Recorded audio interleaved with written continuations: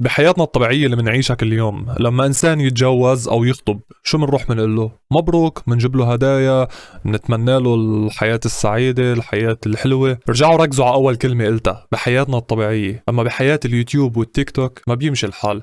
لازم يكون في دراما، لازم يكون في إثارة، لازم يحسسوك إنه أنت عايش بمسلسل ما له نهاية. يعني لازم دايما يكون في دراما، في إثارة، في حماس، تضل أنت عايش معهم الجو. وأكيد كرمال ما تنزل المشاهدات. من كم يوم مثل ما كلنا بنعرف بيسان انخطبت لمحمود، عملت فيديو كامل، بتلاقوا الفيديو هون إذا بعدكم مش حاضرين احضروه. وبآخر الفيديو اللي عملته هنيتهم وقلت لهم مبروك، وعساس خلص هون ما عادش نحكي عن بيسان ومحمود، خلص بطل في شي من هيك. فكركم خلصت هون؟ أكيد ما خلصت هون. بيسان كان عندها اكسات، بيسان في كتير بنات بتكرهها، بيسان في كتير حيايا بيكرهوها، فأكيد ما حتخلص هون الخطبة، وهيدول العالم حيردوا عليهم. ففيديو اليوم حيكون عن الاكسات وعن الحيايا اللي حكوا على بيسان. يعني بالتيك توك كل ما اعمل سيف لايك ويطلع لي فيديو، لايك وكم فيديو صاروا، لايك وكم فيديو، واحد ايوه بيطلعوا لهم شي 20 فيديو. فعنا محتوى كتير اليوم، يلا نبلش. ناخد اول فيديو بنقول الو. لا أنا تقصد خطيب بيسان أصلا مبين. هات لنشوف شو عم بيقولوا. رضع؟ مين رضع؟ أكيد بيسان ومحمود. أنا 22 وشايفتيني صغير. الأصغر مني. شو رضع. يا جماعة الأنس عمره 22 وشايفته صغير. المشكلة إنه هي صغر منه اثنيناتهم. كيف عن محمود وبيسان؟ يعني هن الرضع، أطفال رضع. هلا أكيد مبين إنه متفقين هي وأنس كرمال تقول هيك. بس أول حية معنا لليوم هي لانا. شفتوا هاي أول حية بلشت وبينت معنا لليوم. هلا يعني مزبوط رضع، بس إنه هاي أول حية. إنه أنا لسه بأول عمري، فالحياة بعيشها مرة واحدة. بدي أخذ قرار بحياتي، لما بدي أخذ قرار بدي أفكر فيه، فهمت علي كثير. مش أخذ أي قرار هيك والله بس هيك شلفقة. يعني مزبوط. حلاوة الإشي الواحد يعمله من أول مرة. إذا انعمل أول مرة أنا تأثرت بالغنية. المرة الثانية زي ما بدي، المرة الثالثة زي ما بدي، المرة الرابعة زي ما بدي. فأنا صبور، فهمت علي كيف؟ يا جماعة باختصار أنس بهذا الفيديو حسيته واعي وفهمان مثل ما قلت لكم بهداك الفيديو، بس للأسف ما طلع هيك. رجع جاب العيد من بعد ما دغري بيسان خطبت. كل ما بدي أقول بيسان تجي تطلع كلمة أنس. ما بتطلع بيسان ومحمود. من بعد ما بيسان ومحمود خطبوا بعض اجى أنس وجاب العيد، راح نزل هيدا الفيديو، حفرجيكم إياه. رد أنس على خطبة بيسان، هيدا هو الفيديو اللي عم لكم عنه. طب يلا هلا باكل كوبي رايت عليك. هي كنا نزعل لما كنا نكب زبالة. قصف جبهتها. الفيديو ابدا ابدا مش ظابط انه ينزل دغري من بعد الخطبه. يعني هيك هو عم بياكد وعم ببين انه هو بعد ما تخطى بيسان وانه هو كب الزباله. يعني قد ما كان مش ظابطه يقول انه كب الزباله. وانس ما اكتفى بهالفيديو انه هو كب الزباله، راح فقع فيديو تاني هو وصاحبه. تعالوا شوفوا شو قال. جد والله عادي.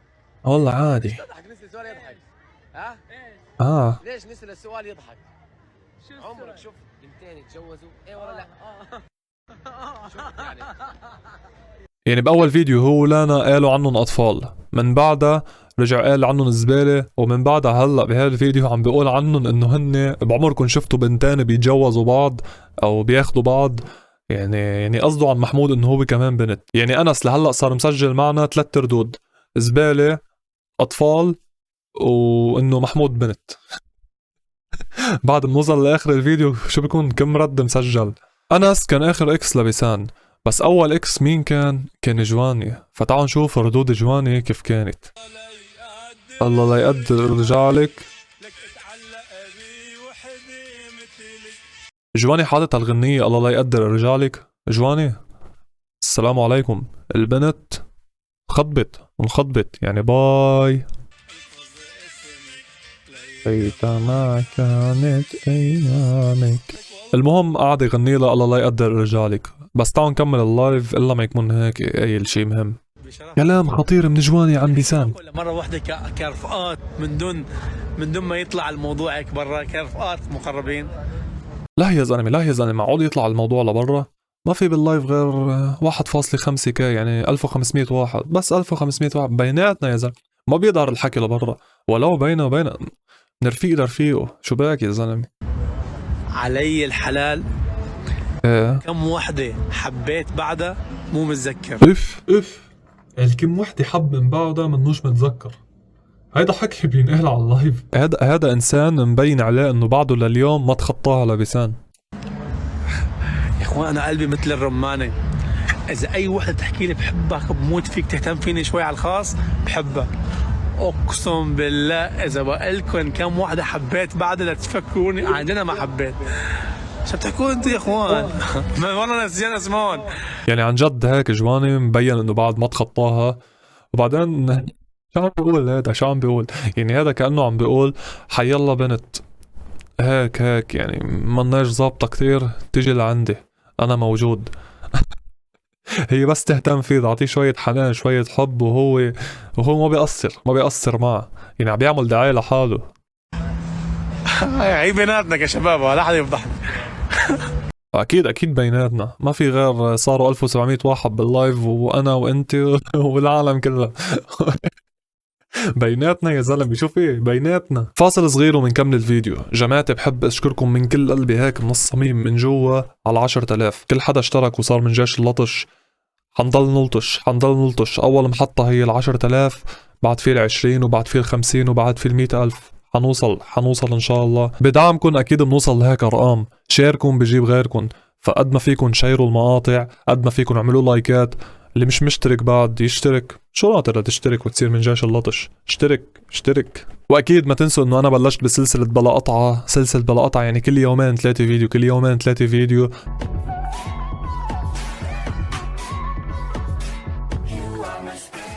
فبدي دعمكم المستمر لحتى استمر بهاي السلسلة. ما حطول عليكم اكتر. شكرا على 10,000. شكرا من كل قلبي. بالحياة الواحد يخطب. خلينا احكي. تعال عندك لما رفيقه عم يزرك له. فك عني السحر وانا هسه صرت بوعي وانسان واعي. لو يفك عنه السحر. مسحور بسحر شنو؟ كنت مسحور بسحر سحر جلب الحبيب. لا السحر جلب الحبيب. الحمد لله انفك هالسحر وانا هين يعني فهمت علي؟ واللي سحراتها اسمها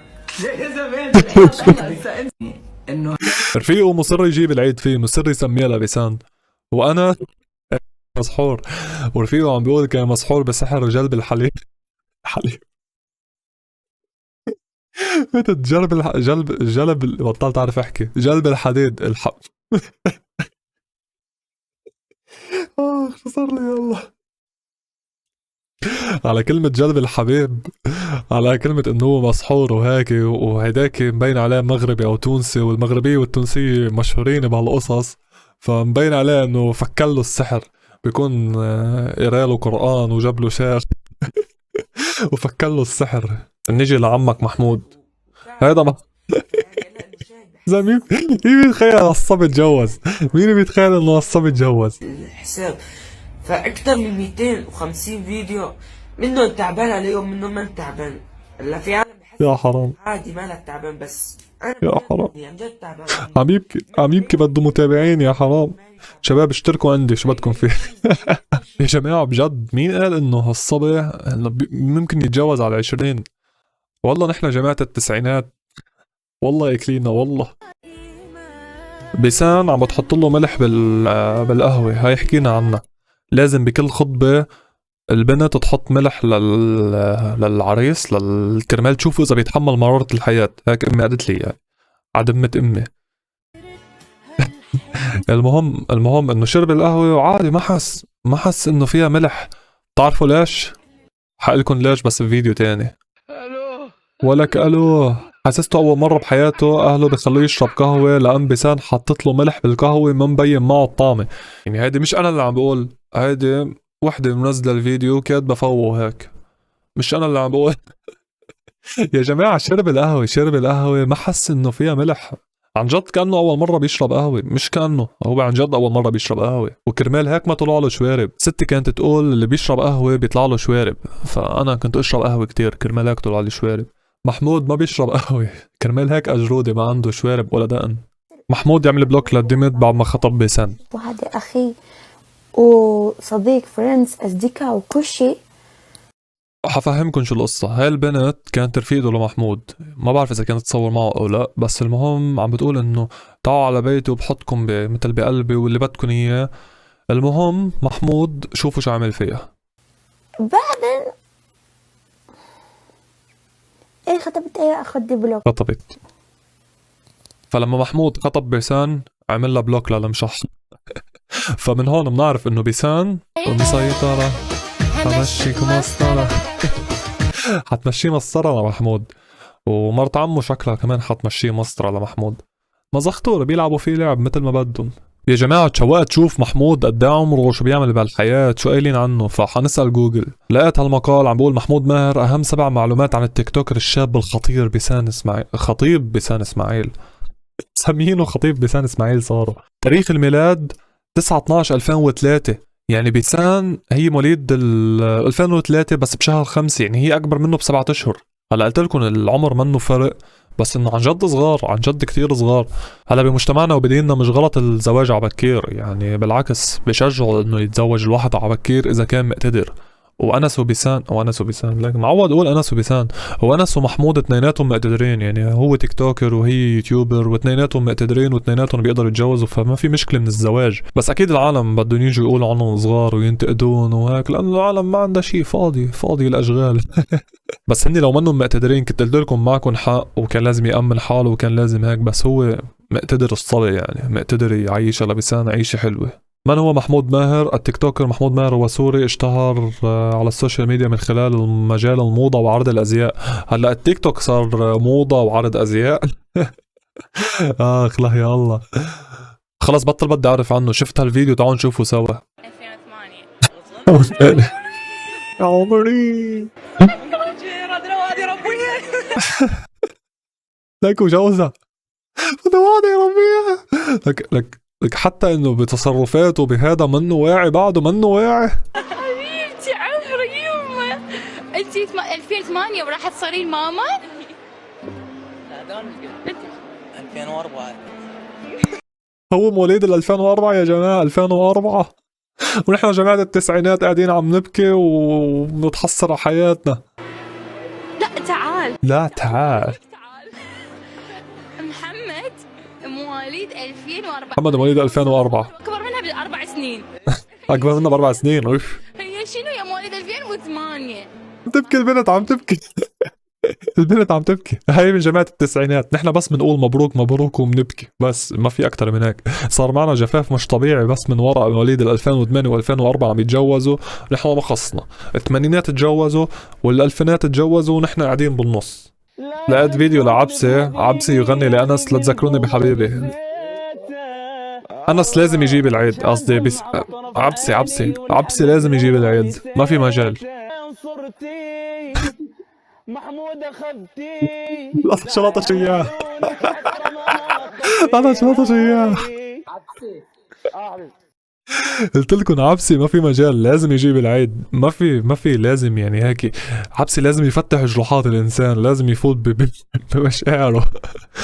ولك وين صرتي محمود اخذتي دغري لطشوا اياه. ما في عبسي، انسان مش طبيعي. قال له رجع غنية بس بلا ذكر اسماء. هات لنشوف شو رجع غنى. هيك تعمل اسم من عندك. اوكي بس اذا لا خلص بدون اسماء، بدون اسماء. اوكي بده يرجع عبسي يجيب العيد، ما في مجال.